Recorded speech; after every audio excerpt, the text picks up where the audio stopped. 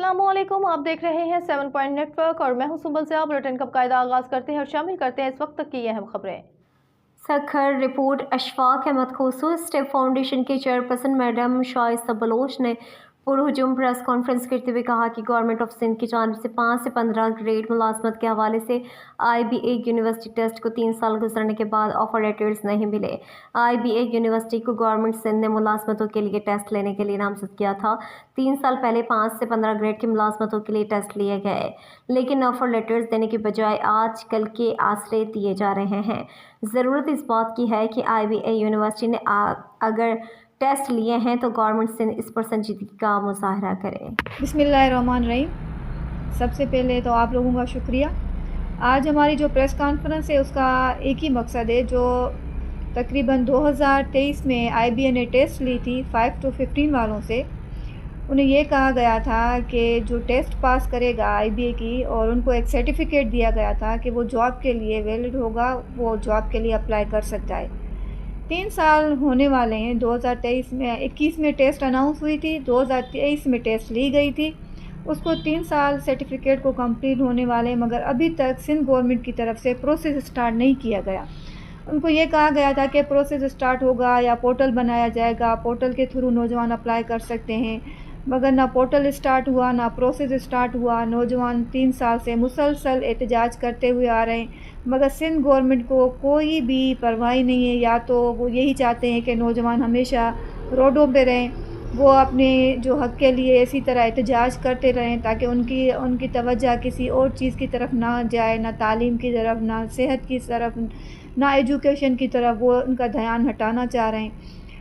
जब उनको नौकरियां देनी ही नहीं है सिंध गवर्नमेंट को, तो वो टेस्टें क्यों ले रहे हैं? और IBA एक इदारा है बहुत बड़ा जिनको एक ठेका दिया जाता है, क्योंकि वहाँ पे अब ठेकेदारी सिस्टम हो गया है।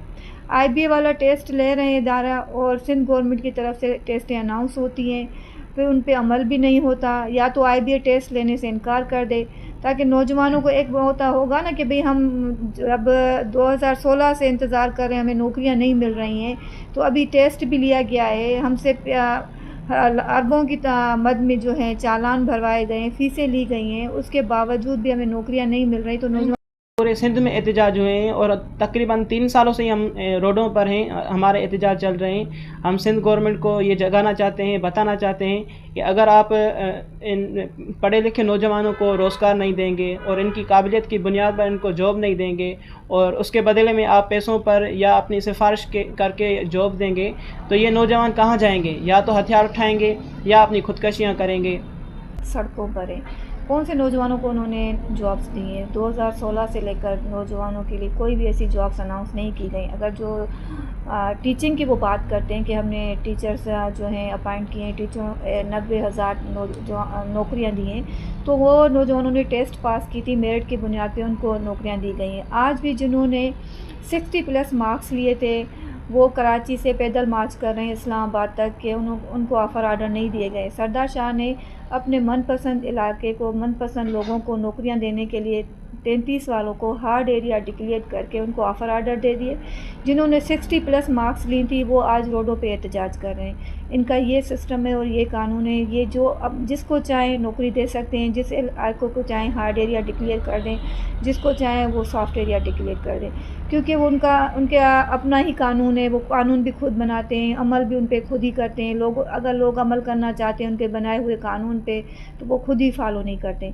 क्योंकि सिंध गवर्नमेंट की तरफ से देखें, ये नौजवान कह रहा है कि ये हमने तालीम हासिल की है, हमने मेहनत की है, इसीलिए की है कि हमें जॉब्स मिलेंगी। या तो हमसे टेस्ट ना लिया जाता तो हमें उम्मीद नहीं होती कि भाई हमने टेस्ट दिया है हमें जॉब मिलेगी। 2016 से मुसलसल कोई जॉब अनाउंस नहीं की गई, ना ही कोई जो है टेस्टें ली गई थी। जब उन्होंने खुद ही टेस्ट ली है, अनाउंस भी खुद किया था कि जो IBA टेस्ट पास करेगा तो उसको जॉब देंगे। तो बिलावल भुट्टो जरदारी साहब से भी हम अपील करते हैं कि ये सिंध के नौजवान, पढ़े लिखे नौजवान रोडों पे मुख्तलिफ डिस्ट्रिक्ट में जो है एहतजाज कर रहे हैं, आप लोग उनकी तरफ क्यों नहीं देख रहे हैं? क्योंकि जब पीपल्स पार्टी का एक नारा है कि रोटी, कपड़ा और मकान और हम रोज़गार देंगे नौजवानों को, कहाँ है उनका नारा? क्यों नहीं नौजवानों को रोज़गार दे रहे हैं? नौजवान खुदकशियाँ करने पे मजबूर हैं।